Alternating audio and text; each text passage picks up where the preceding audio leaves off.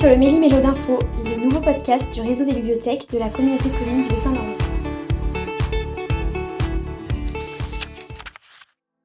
Du coup, on parle de quoi aujourd'hui? Et si on remontait dans le temps aujourd'hui? Moi, je suis pour. Allez, let's go. Eh bien, commençons sur les idées reçues sur les personnages historiques. Alors, savez-vous pourquoi Galilée a écopé d'un procès et quelle était sa sentence? Alors, il a été, condamné, car il a défendu une thèse qui a été refusée à son époque. Ouais, mais c'était la thèse de... Laquelle de thèse? Si c'était la thèse du Soleil, qui était au centre et que la Terre tournait autour du Soleil et pas l'inverse. Exactement. C'est ça? C'est ça. Je crois que c'est ça. Je crois que c'est ça. Et je pense qu'il Il me semble que c'est était ça. condamné, mais... Condamné à quoi? Condamné à Condamné, mort, oui. je pense. Sûr, condamné, mais à quoi? Condamné à mort, je pense. À mort? Oui, si. On rigolait pas à cette époque-là. Bon, condamné à mort. D'accord, alors du coup je vais vous apporter la réponse, Vas-y. mais d'abord, Galilée, rappelons qui c'est. Alors c'est un savant italien, il est notamment astronome, mathématicien, philosophe et physicien. Donc il était célèbre car il a établi plusieurs lois de physique comme la relativité du mouvement, pour avoir amélioré et utilisé la lunette astronomique, et pour avoir défendu les découvertes et théories de Nicolas Copernic, selon lesquelles les astres tournent autour du Soleil et non autour de la Terre. Les travaux et le procès de Galilée intentés par l'Église catholique ont contribué à la naissance de la science moderne. L'affaire commence environ en 1610, mais le véritable conflit se tient en 1632 lorsque Galilée publie Dialogue sur les deux grands systèmes du monde, car cet ouvrage entraîne un procès. Il sera condamné en 1633. Donc contrairement aux idées reçues, Galilée n'a pas été condamné à mort parce qu'il soutenait que la Terre était ronde. D'abord, en premier, il n'a pas été condamné à mort mais assigné à résidence dans sa propriété près de Florence, où il a terminé ses jours. Ensuite, il ne soutenait pas que la Terre était ronde, ce que l'on savait depuis l'Antiquité et même pendant tout le Moyen-Âge, mais que la Terre était en mouvement autour du Soleil et autour d'elle-même. Donc il a écopé d'un procès pour avoir critiqué le géocentrisme, thèse officielle du christianisme, donc la Terre est immobile, située au centre de l'univers, et soutenu l'héliocentrisme, donc le Soleil au centre de l'univers. Cependant, il n'a pas révélé lui-même cela, car c'est Copernic en 1543 qui dit que c'est le Soleil qui est au centre, et non l'inverse. Il a été condamné à rester chez lui pour hérésie. De ce procès tombera la sentence, interdit d'aborder de nouveaux sujets, s'exiler et se rétracter par une abjuration. Il a par ailleurs le soutien de Giordano Bruno, qui finira lui par être condamné à mort. Donc pour ma part, je pense que cette idée reçue pourrait venir de cet événement, parce que Giordano Bruno a été condamné à mort pour avoir soutenu les théories de Copernic. Donc je pense que du coup il y a eu une confusion entre les deux et Ça paraît c'est logique. Galilée qui a pris quoi. C'est ça. Ça paraît logique vu que... Mais c'est peut-être parce que Galilée est un nom plus connu et que la sentence... Peut-être, est plus- sûrement, je pense. Techniquement, c'est pas lui qui a été condamné à mort, c'est Giordano Bruno, Bruno. c'est ça. Condamné à mort. Et qui, pour le coup, a été exécuté. Partout en France. C'est Partout en Très beau France. pays. très beau pays. Et si je vous disais qu'il mange de la brioche? Marie-Antoinette. En effet. Mais est-ce que c'est vrai? Non, ce n'est pas vrai, ce n'est pas elle qui l'a dit. Alors, revenons sur qui est Marie-Antoinette. Donc, elle était reine de France et de Navarre en 1774 à 1791. Elle est la dernière reine de l'Ancien Régime, donc c'est l'ancien nom que l'histographie française donne à la période de l'histoire de France qui correspond au règne de la maison de Bourbon.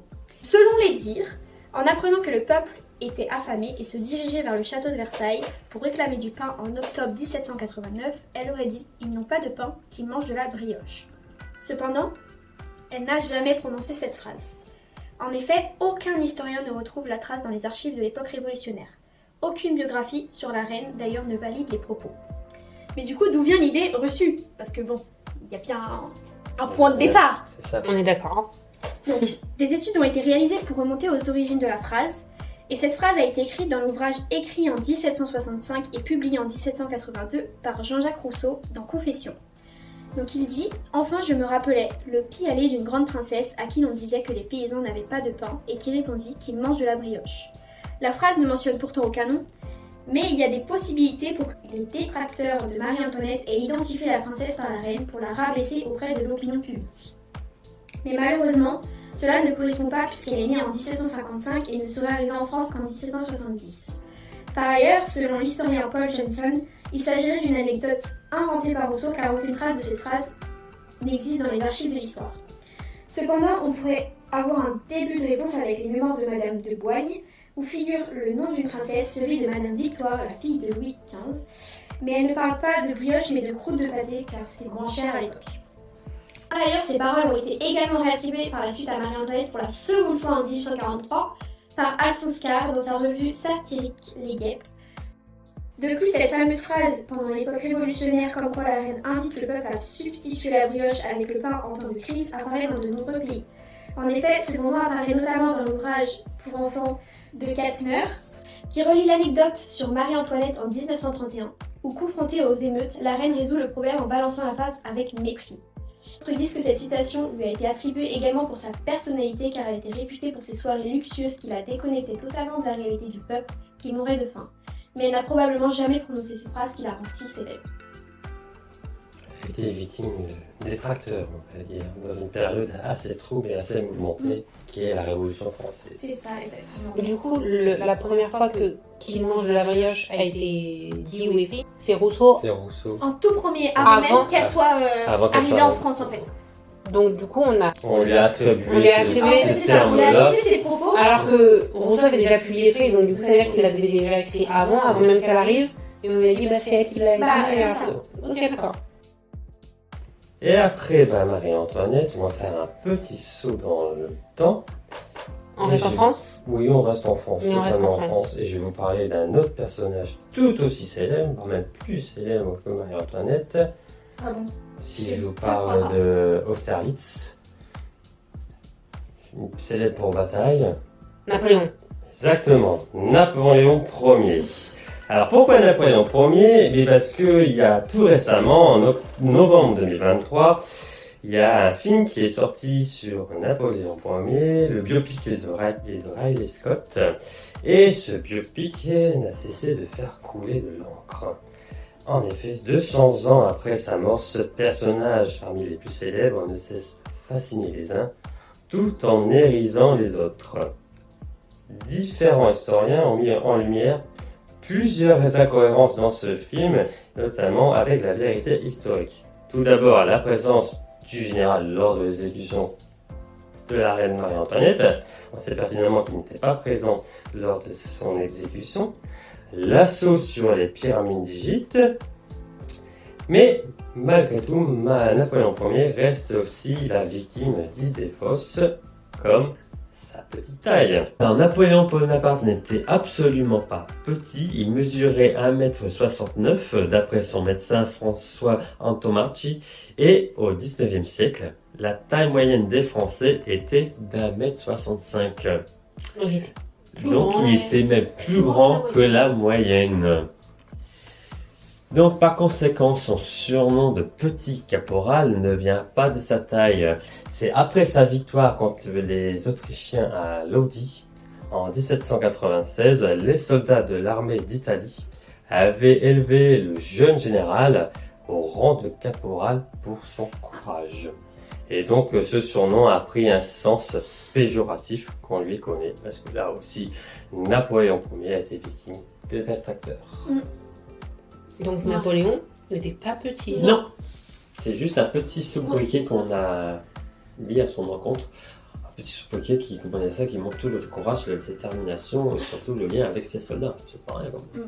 Après, c'est peut-être parce que la moyenne maintenant elle est plus élevée, peut-être qu'on C'est dit ça, mais Oui. c'est pas une raison quoi. Maintenant, 1,69 m, c'est considéré Comme Petit, Parce que mais pour un quand homme, même, ouais, ça pour un reste. homme. Parce Pour que un la taille moyenne actuellement pour un homme, c'est de l'autre de 1,80 m. Bon, un peu moins, on va dire. 75, non, même. 1,75 m, 1,80 m. Enfin, c'est plus grand et donc du coup, oui, C'est ça ça, paraît je pense qu'à petit mon avis, Parce que c'est pour maintenant. l'époque, 1,69 m, c'est quand même déjà grand. c'est quand même 1,70 m. On est pas loin de la moyenne Bah, actuelle. c'est ça, hein. Et maintenant, on laisse la place pour quelques coups de cœur de l'équipe. Salut Méli-Mélo d'Info, c'est Lucie et aujourd'hui je vous présente mon dernier coup de cœur qui s'appelle Transparence et c'est écrit par Marc Duguin. Alors, dans ce roman d'anticipation, qui se déroule à la fin des années 2060, on retrouve la société Transparence, qui est une société du numérique implantée en Islande, Et sa présidente, c'est la narratrice de l'histoire, elle s'appelle Cassandre. Elle a réussi le projet ultime d'immortalité à travers le programme Endless. Alors qu'est-ce que c'est Endless ? C'est un projet révolutionnaire sur l'immortalité qui consiste à transplanter l'âme humaine dans une enveloppe corporelle artificielle. Cassandre, elle a réussi ce projet en mettant en scène sa propre mort et on va dire ce qui reste d'elle, et c'est cette fameuse âme transplantée dans ce robot qui lui ressemble trait pour trait. Alors évidemment, ce projet va bouleverser le monde entier et ce sera pas sans poser de grandes questions philosophiques et religieuses. Est-ce que l'être humain est censé être immortel, oui ou non? Alors Marc Duguin, il ne répond jamais à la question et c'est ça qui est passionnant aussi. On peut se faire son propre avis. Et surtout, avec les problèmes que l'on rencontre aujourd'hui, depuis quelques années, notamment avec le problème du réchauffement climatique et la hausse de la stérilité, qu'est-ce qu'il faut faire? Est-ce qu'il faut aller vers un transhumanisme ou au contraire accepter peut-être que l'homme un jour finisse par s'effacer? Bon, on n'a pas les réponses à ces questions, mais en tout cas, ça a le mérite d'ouvrir le débat. J'ai trouvé ça vraiment passionnant. Je vous laisse faire votre idée et surtout, je vous laisse réfléchir au fait que si vous aviez la possibilité de devenir immortel, est-ce que vous le feriez? Et est-ce que devenir immortel, c'est un rêve ou un cauchemar? Je vous laisse le découvrir et essayer de répondre à la question. Alors, c'est Transparence de Marc Duguin et c'est édité aux éditions Gallimard. Alors, mon coup de cœur, c'est Environnement toxique de Kate Beaton, qui est une jeune femme qui va raconter dans ce livre 2 ans de sa vie. Dans cet environnement toxique, le titre français, il est bien trouvé par rapport à ça. Et du coup, elle va devoir, pour financer le prêt étudiant qu'elle doit rembourser, elle part de la région dans laquelle elle habite, qui est une région assez pauvre, et du coup, elle va aller travailler à l'extraction des sables bitumeux pour financer au plus vite, rembourser son prêt étudiant et être libre de ça. Du coup, elle va rencontrer un univers rude, un univers d'hommes, où elle va être une des rares femmes, en plus assez jeune, puisqu'elle a 21 ans. Et elle va se rendre compte que finalement, ses conditions de travail sont assez particulières, et parce que le travail est dur, et parce que les conditions dans lesquelles elle l'exerce, avec justement cette solitude des femmes parmi les hommes, fait que le comportement des uns et des autres n'est pas vraiment adapté. C'est une BD assez violente, je trouve. Alors, ce qui m'a le plus plu dans la bande dessinée, c'est le regard de l'autrice par rapport aux événements. Elle ne juge pas ce qu'il se passe, elle le constate. Et c'est très intéressant parce que finalement, ce qu'on se rend compte, c'est que l'être humain est très complexe et que quand il se retrouve dans des situations inhumaines, lui-même devient inhumain. Enfin, il perd une part de son humanité. Et j'ai trouvé ça assez fort.